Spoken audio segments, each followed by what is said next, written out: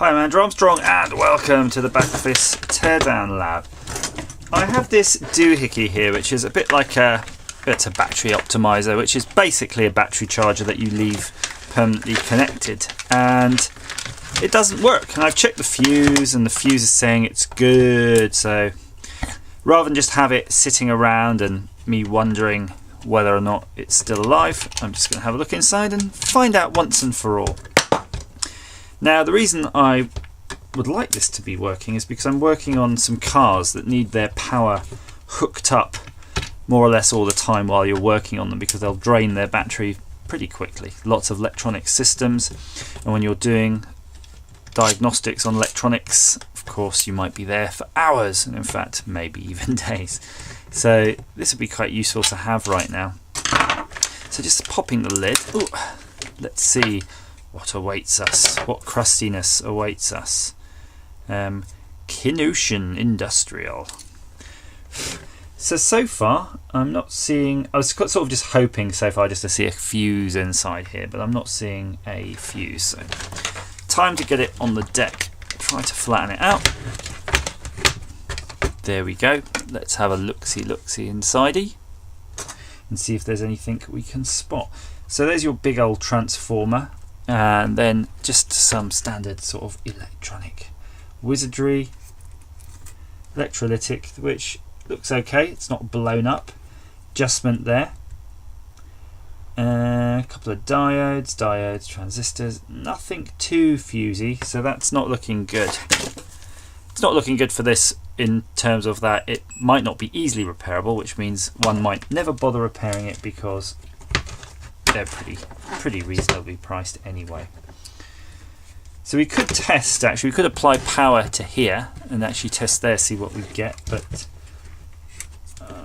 I'm just going to go for a quick test between here just to see. There is continuity between those two there, which kind of implies that the coil in here is okay. So that's fine. So we're going to be getting there, power to there, and it's going to be going through some sort of regulation stage, which this bit is. And underneath the electrolytic, just a few more diodes. There's all sorts of diodes. Let's get the board out. I think basically it's like a bridge rectifier that's been made manually.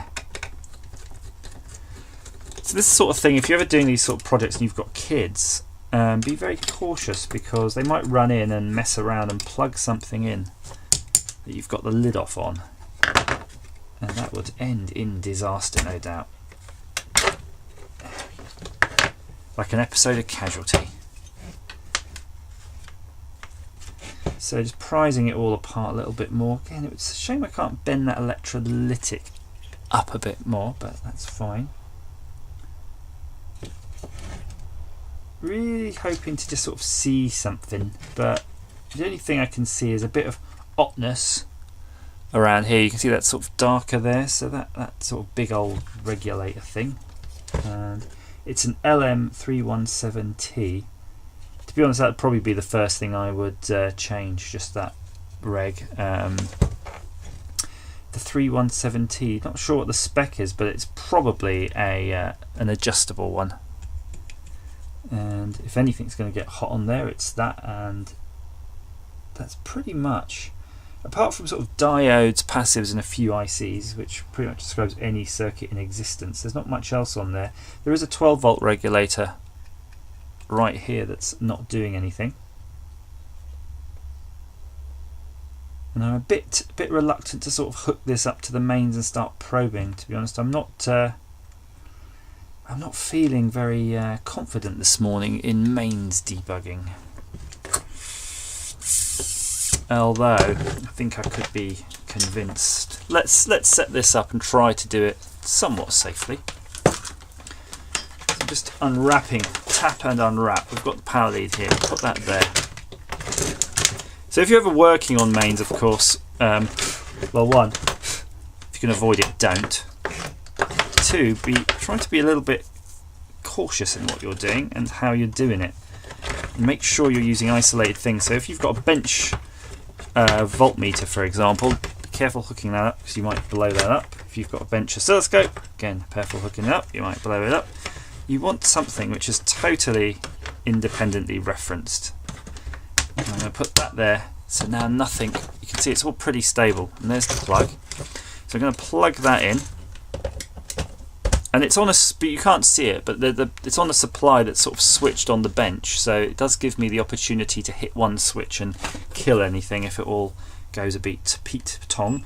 Got my multimeter now. I'm setting it to AC. You want it on the AC range if you've got one. If you don't have an AC range, well, just don't bother. So we're going to check here because we know coming off the coil is going to be AC, whatever it is. But it might be something juicy. Got to be careful. Ah, very interesting. In fact, maybe the coil is a busted because I'm seeing 2 volts and it's all jumping around. So maybe that's it. Maybe it was nice and simple. Dead coil. Now it would be nice to test the main side of that coil, but looking at it, I'm just going to unplug that. It is kind of potted in there.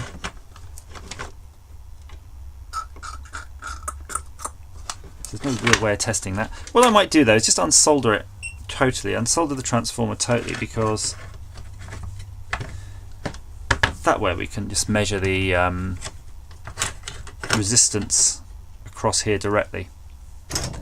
That'll give us an idea, because we don't know really how the rest of this circuit's behaving. Well, I don't. Oh, it's cold today. You can see the old soldering iron's not waking up. Come on, boy. Nice. Might as well do the 2. So theoretically you might be able to power that up off the bench. We'll try that in a minute. Okay, so I'm going to plug this bad boy back in.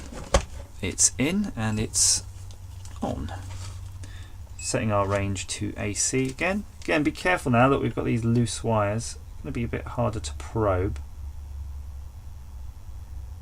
Yeah. So we're not seeing anything really off there. And then I'm going to unplug it. And then I'm going to switch our meter to the resistivity range. And then we're going to test it again. Again, make sure it's bloody unplugged if you're doing this, especially if you're using your thumbs like me. Ah! Or you're going to get bloody zapped. No, it's saying 2.1 ohms, but is that my fingers? No. 1.7 ohms, so yeah, I'm not sure what I'm seeing here. I'm kind of now getting more into this, saying, well, is juice getting here or not? I mean, I'm not sure what the not sure what this should be measuring on this coil, or any, to be honest, any coil. What do I know, really? So here's a little trick I haven't used in a while. So basically I get a little pin. So I don't really want to mess up these wires, but I do want to test them. So if you get something like a very small pin, or in this case a friggin' huge needle, which you don't, depending on what you can find around your house. And I'm going to have to use a handle because I can't push this in because it's not a pin. You can stab that into there through the insulation, and it shouldn't damage the wiring significantly.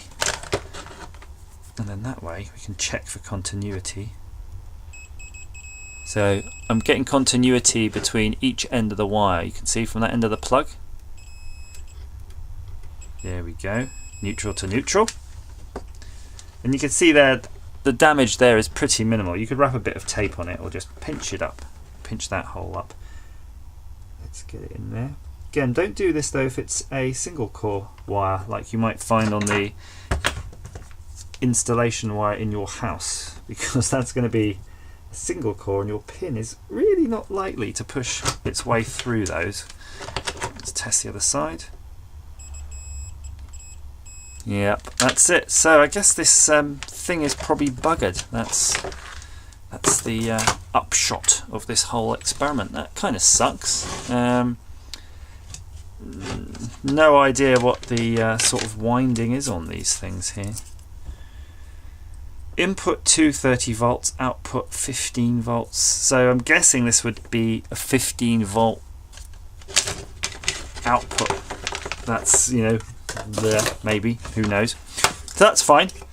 we've got a bench power supply here, and by the way, that's 0.8 amps. So there is a possibility you could sort of emulate that front end on the Optimiser and save it. So let's see what we can do. We've got our power. Let's turn that on.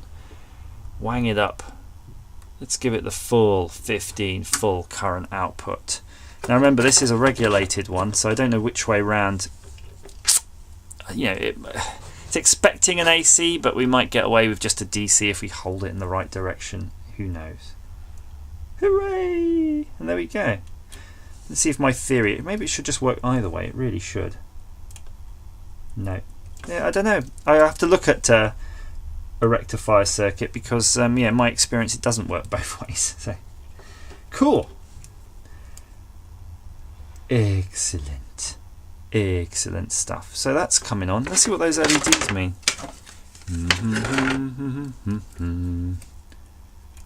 Bang.